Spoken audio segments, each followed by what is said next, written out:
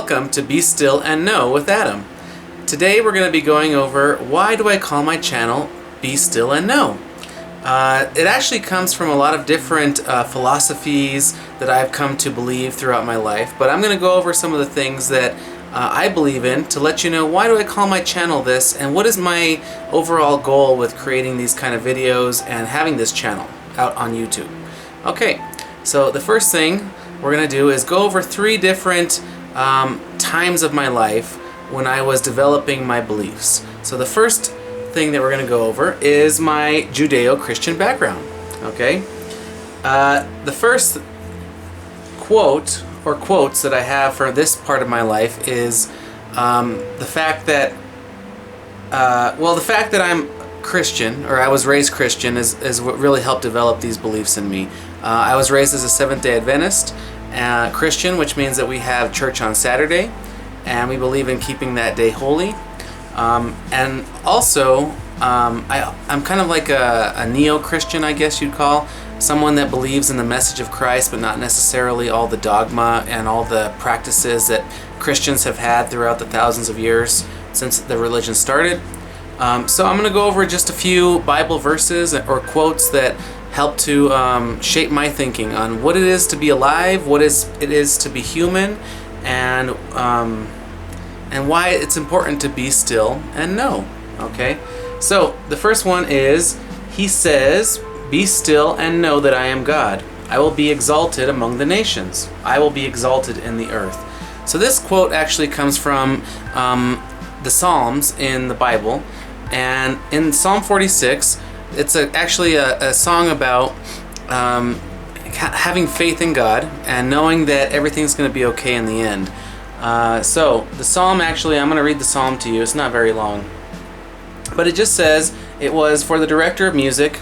It was of the sons of Korah, according to Alamoth, a song. It was a song that was written in reverence of God. And so it says, "God is our refuge and strength, an ever-present help in trouble. Therefore we will not fear, though the earth give way, and the mountains fall into the heart of the sea. Though its waters roar and foam, and the mountains quake with their surging. There is a river whose streams make glad the city of God, the holy place where the Most High dwells. God is within her, and she will not fail, or fall. God will help her at the break of day. Nations are in uproar, kingdoms fall.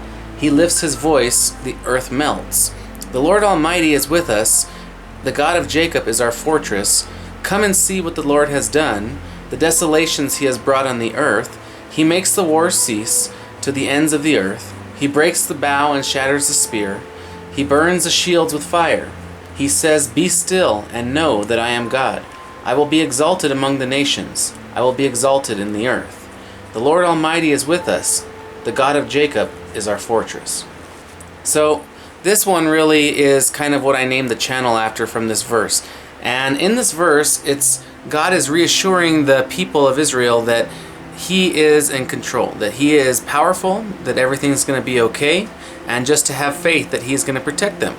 And so when I talk about being still and knowing, I'm talking about having that inner peace, that inner knowing that no matter what happens, no matter what comes your way, it's going to be a great day. Okay, that's why I say that, because inside you should have this inner peace developed where you know that despite troubles in your life and the roaring of the waters and all of these tumultuous things that happen to you, that at the end of the day it's going to be okay. So that's one way, reason that I named this channel Be Still and Know. But there's also some other philosophies that I have about being still, about having this inner peace, an inner sanctuary. And one of them comes from the teachings of Jesus and the life of Jesus that they talk about in the New Testament of the Bible. And there's a verse in there that says, "Then he arose and rebuked the wind and said to the sea, 'Peace, be still.' And the wind ceased, and there was a great calm." So this comes from a story where Jesus was traveling with the disciples on a boat, and there was there's a storm that came in. There was a lot of movement of the water, and the disciples got very scared. So they went and woke up Jesus, who happened to be sound asleep. He didn't even wake up, and they said, "How can you sleep when we're about to die?" And he got up very calmly, and he said, "Oh, ye of little faith," and he basically said, he went and calmed the waters, and he said to the disciples, "Why are you afraid? Have you no faith?" Basically, saying to them, if you really think I'm God, if you really believe in my power, then why would you be afraid? You should have this inner peace, or this inner knowing that I'm going to take care of you. And so he just calmly, basically turned off the storm, and after that everything was fine. So that's what I'm talking about, being still. Knowing inside that it doesn't matter what comes your way, that you will be taken care of, or that everything will work out in your favor, knowing that the universe has your back.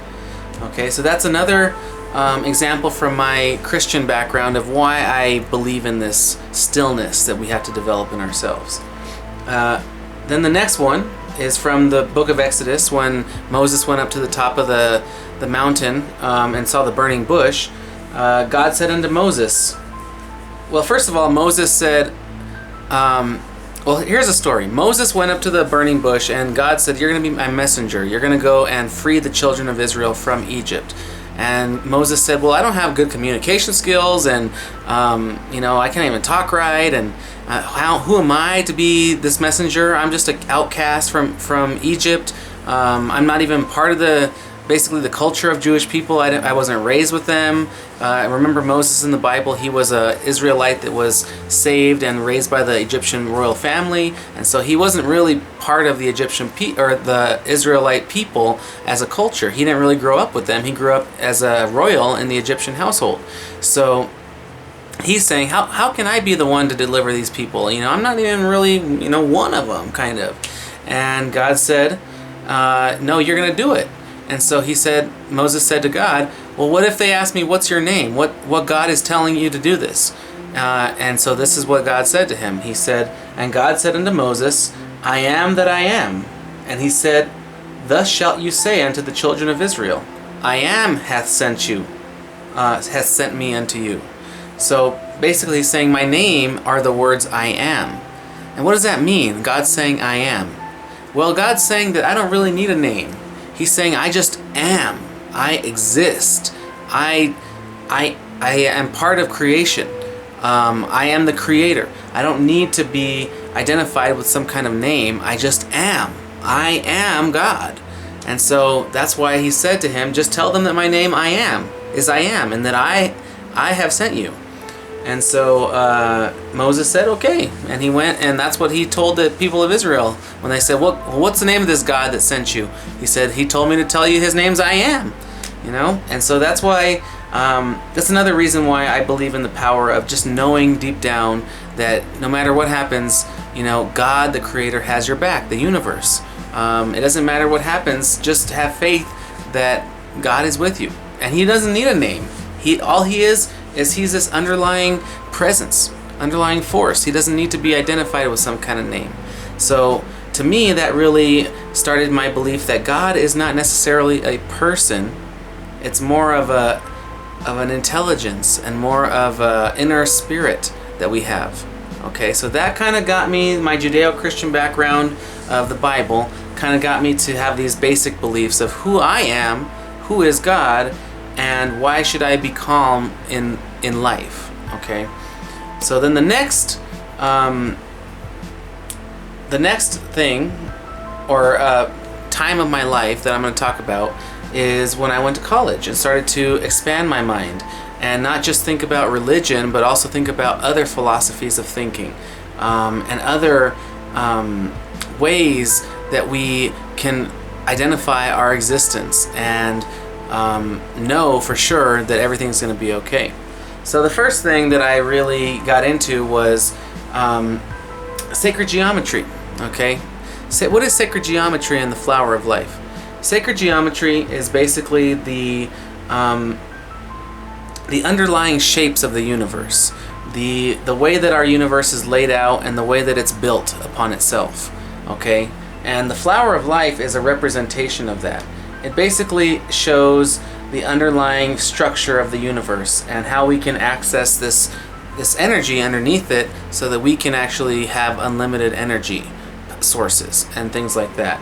And so the Flower of Life has within it many different shapes starting with the power of 1 and then 2 and then multiplying on itself, and just knowing that that numbers and shapes have power within the universe, and that they are sacred because they actually are more than just they're not just shapes and matter, they're spiritual as well, and that spirit also follows this sacred geometry, and that all things are related. Matter seamlessly flows into the spiritual and vice versa. And so that's what sacred geometry is, and you should really look into that yourself and look that up. There's some links in my video description that you can check out that will tell you a little bit more about that. But that's one thing that I started to research, was sacred geometry. Okay, and then another thing was a teacher in school once told me, after I had written a paper or something that was very profound, he said, "You're a very quiet guy in class," he said, "but obviously still waters run deep." And I said, "What does that mean?" And he said, "Well, you don't show it on the outside, but you actually have a vast wealth of knowledge and depth underneath your exterior."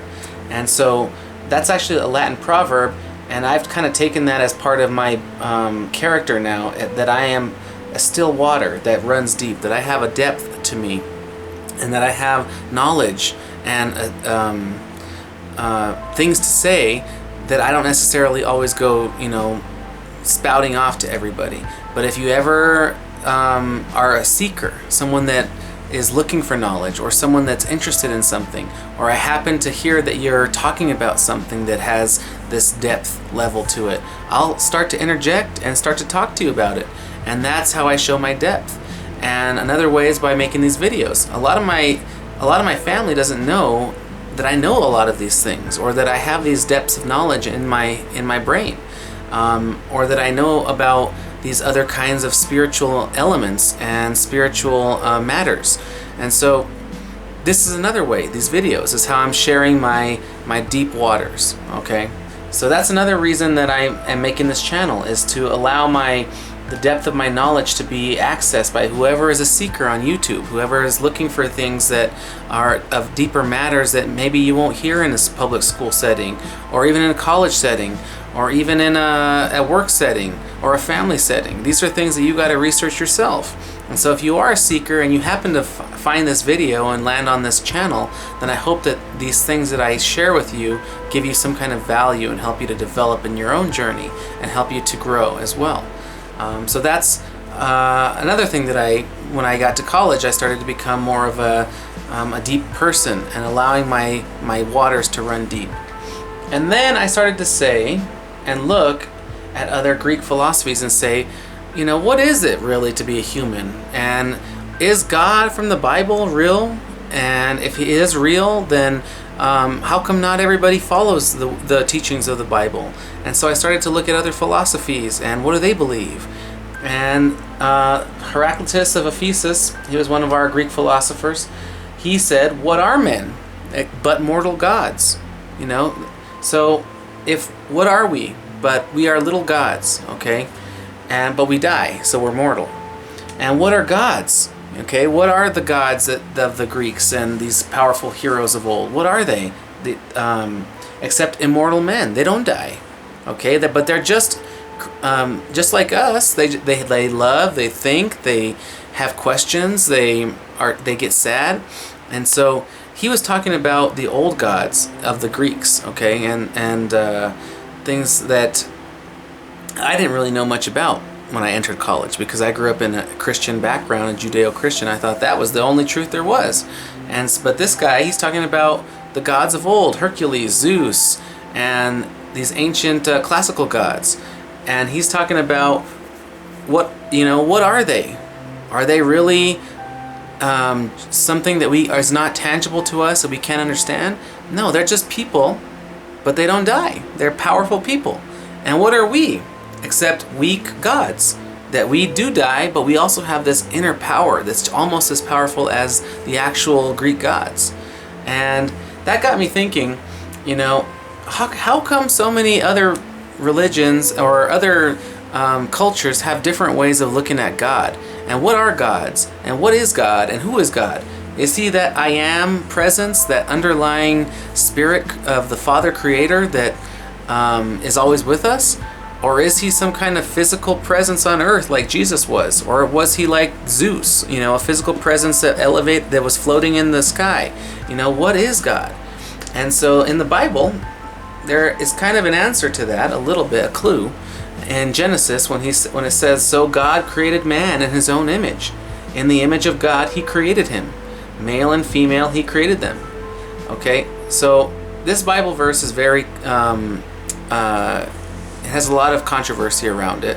But one interpretation of this Bible verse is that while there is a Father Creator, and I am, a spirit of the actual creation of the universe that is permeating throughout everything, while there is that spirit, there is also little gods, just like humans, but they could be more powerful than humans are. Extraterrestrials, maybe. People from other planets that have evolved and gotten better technology over time than we have. And so one theory that's starting to be more popular these days is the ancient astronaut theory. Okay, ancient aliens.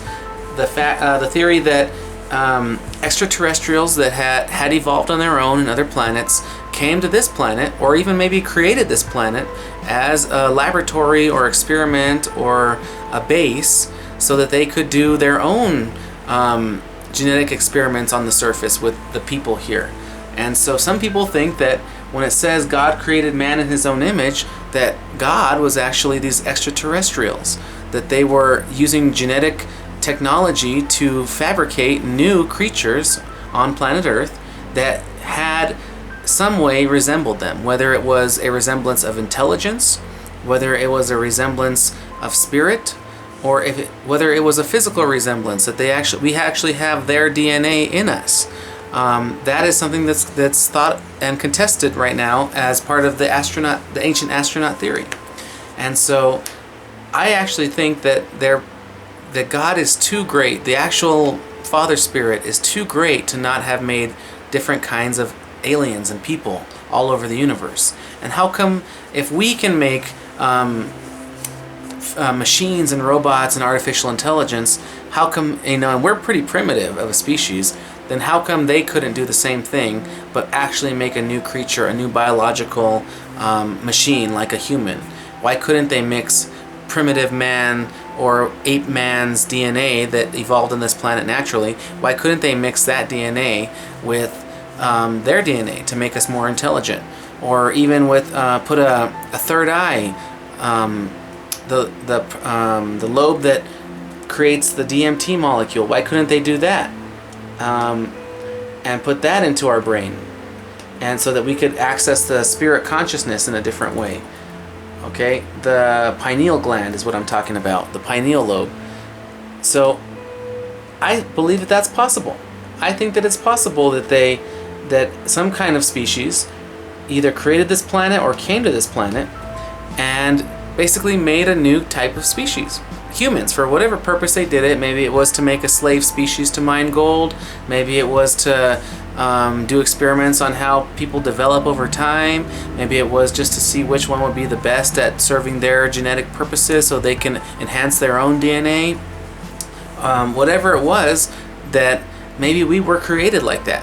And so that's another thing that I've started to believe, that we might be just another image of God, a reflection of God, but we're also a reflection of our extraterrestrial creators. And so we are little gods in ourselves. We are mortal gods. We die, but we have all these powers that were given to us by our creators, whatever extraterrestrials came here. So yeah, that's one thing that I believe as well. Also, I started to look into other things like quotes. Bruce Lee has a great quote where he says, "Absorb what is useful, discard what is not, add what is uniquely your own." That means that whatever suits you and your beliefs, use it. And whatever doesn't suit you, throw it out. And then add your own flair to things and be creative. And know that you don't have to follow other people's philosophies to a T. You can mix and match and create your own, because you are the creator of your own little universe within your mind and within your soul and within your existence. And you can manifest and create in your own way. So be creative with it. Don't just follow other people's words. mix and match them. So that's what I do now. And I mix and match my own philosophies and believe this and believe that and throw that out and throw that out. That doesn't make sense, because what are we but our own little gods in our own little universe? And then another thing that I've started to look at is numerology and the power of numbers. And one person that has really been influential with that is Joanne Walmsley from Joanne's Sacred Scribes. And she has a website where she puts all the meanings of the different numbers up, like 1111 or 444, 555, whatever. But she also has a lot of other topics that she covers on her website. And one of them is our life's mission, or our soul mission. And so she says this about our soul mission. Each of us was born with a unique purpose to fulfill and a unique purpose to fulfill and a path to follow. Our soul's mission is our life's calling. This is our dharma, or divine plan for our soul. Our dharma is our reason for being. Many people don't have the faintest idea of what their mission or purpose actually is. To find out, begin by asking yourself, what is my passion? What am I passionate about? What do I love to do? What truly, really makes me happy? So your soul mission is what you agreed to do when you decided to incarnate on this planet as a human being. Okay? If you are on this planet Earth, then that means that you decided to be a human being. And my belief is that deep down, everybody already knows their soul mission. They know what they came here to do. They know what they're good at. And the reason is because they have a contract. That as a spirit, as an energy, they kind of signed a contract with existence to say, I am going to be this person in this lifetime, at this time, on this planet Earth, and my mission will be this. In order to do this, I'm going to end up being in this family with these other souls that I know, so that I can fulfill that mission. And if I don't fulfill that mission, I'll end up having to come back and redo it again in a different time, life, body. But basically, you're going to probably keep the same similar souls that you agreed to be with in the, and when you originally came. But basically, you're going to keep reincarnating over time. And we'll talk more about reincarnation in a little bit. But that's basically what I believe, is that you signed a contract on what exactly you are meant to do, and what you're good and what you're going to be good at. What are your skills going to be when you come to this planet? What are going to be your little reminders that are going to catch your eye as you go through life? What are going to be those times when you kind of are shaken back to your mission when you get off course? Some things that can remind you are the sacred numbers, like numerology. If you see 1111 on a clock, when you happen to be thinking a certain thing, that can help you either be aware of what your mission will be, or be aware that your thoughts should stay positive. But basically, little reminders throughout life. It could be a song lyric that you hear. It could be a person saying a certain word to you, or bringing up a certain topic to you that reminds you of what you're supposed to be doing. It could be that you have a skill or a gift that you are really good at, that you have to hone and you have to keep pursuing. So that's basically what a soul mission is you're meant to be here to do something. And what is that supposed to be? Is it to raise other people's vibrations and consciousness? Is it to learn how to get over your own negative karma and baggage? What is your mission? Why are you here? Is it to teach others to raise families the right way? Is it to be a light for others in the darkness? What is it to show off a talent to touch people's hearts? What is your mission? So that's another thing that I believe is why are you here? What is your mission? So that's another reason that I make this channel, is because I want to help people to find their mission and to gain knowledge that will help them along the way and light up their consciousness. Okay. So the last part of my life that or the last way that I kind of journeyed into my philosophy is through looking into other religions. And I did this after college. I really was kind of lost after college, and I didn't know what to do with my life. And I didn't really have a goal or a direction or anything. And so I was also really depressed because my ex-girlfriend from college didn't work out with her the last year that I graduated, so I kind of left college on a sour note, and it wasn't a fun time. And so I started looking into God and getting very spiritual, and that's when I looked into Hinduism and Buddhism and what other religions? Islam, and just basically the major religions, and also even some magic and even some of the like ghost stories. And I started really like getting into like, what is spirit and what are we and what is this existence underneath the matter that we all live in, all this physical stuff, what is underneath that? And so I started researching that stuff, and the jewels that came out of that were basically from Hinduism and from Buddhism and Islam, that they all have truth, that they all have their own divine wisdom in them. If you look closely enough, you can kind of pick those out and use them for your own life. And so in the Bhagavad Gita, which is one of the Hindu sacred texts from the Indus Valley, which was a very ancient culture, and I think it's even older than the Bible. It's like 3,000 years older than the Bible. And so this is actually a really good book that a lot of intellectuals and scientists have read and kind of agree with some of these theories that are in here, because it's actually a very scientific book, and it's a very scientific way of looking at spirit as if it and matter as if they are interconnected. That science is not just the physical, that it's also the spiritual. And so here's what part of that says. In the Bhagavad Gita, they believe that our soul, our body, has two souls in it.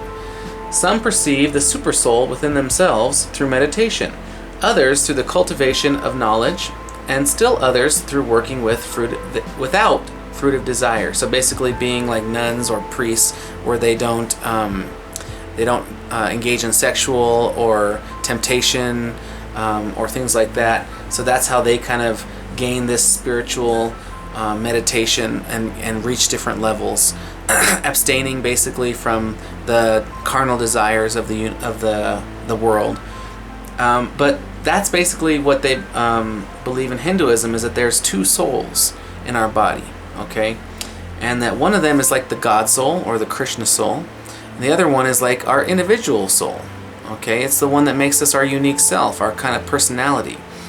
But we have both of them right next to us, guiding us along the way. So let me read this excerpt from this website. In Bhagavad Gita, Lord Krishna himself says that every living entity is an individual spirit soul. The soul, or jiva, or atma, is seated in the heart along with the super soul, or paramatma. The jiva is driven by the three modes of material nature and acts accordingly, while the Paramatma, seated nearby, is witnessing and sanctioning all the activities of the individual soul. So this is like a guardian soul, okay? This is like the God soul that's watching us be human and engage in the world and saying, yes, that's okay to do that, or no, that's not okay to do that, because it's either going to benefit you in your life's mission, or it's going to be a negative effect on you in your life's mission. The Vedas, like the Mundaka Upanishad and Svetasvatara Upanishad, compare the soul and the supersoul to two friendly birds sitting on the same tree. One of the birds, the individual atomic soul, that's our personality, is eating the fruit of the tree. So they're engaging in the world. They're really enjoying the fruits of nature and the material world. The other bird, Krishna, is simply watching his friend. Although the two birds are the same in quality, yet one is captivated by the fruits of the material tree, while the other is simply witnessing the activities of his friend. This witnessing bird is Lord Krishna himself, and the bird eating the fruits is Jivatma. Although they are friends, one is still the master and the other is the servant. Forgetfulness of this relationship by the atomic soul is the cause of his changing his position from one tree to another, or from one body to another. The jiva, or soul, is struggling very hard on the tree of the material body, but as soon as he agrees to accept the bird as the supreme spiritual master, as Arjuna agreed to do so by voluntary surrender unto Krishna for instruction on the battlefield, the subordinate bird immediately becomes free from all lamentations. So basically this was a parable that was told in a bigger story in the Bhagavad Gita, which was of Arjuna. He was going into battle, and Krishna was coming to basically give him advice, and so he was trying to tell him why he should listen to his advice. That I know more than you. That while you are a wise God, you as a human being, you are a mortal God. I still am wiser than you, and you are still subordinate to me, because I am the immortal God. I am the more powerful or wiser of the two. And even though we have the same quality, you still are kind of like my servant. And so that's why these two birds represent that within every individual person. That there's one that is engaging in the world, okay, it's our individual soul, and then there's one that's like a godly soul. He's not engaging in the world, but he's just watching us and guiding us along our life. And it's only when we don't, we forget our relationship with this other soul and we stop listening to that other soul's guidance, that we end up becoming entangled in karma and have to reincarnate over and over again, either as other humans or sometimes as animals or sometimes as other life forms. But basically we're always going to keep coming back if we don't learn this relationship and reach this other higher level of enlightenment.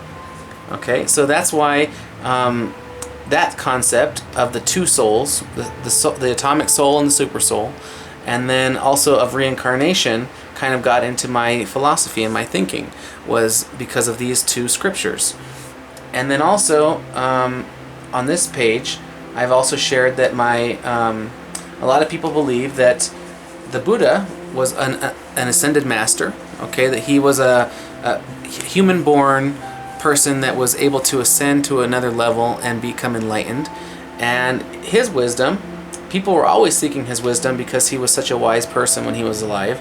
And he said to them, "Believe nothing, no matter where you read it or who has said it, not even if I have said it, unless it agrees with your own reason and your own common sense."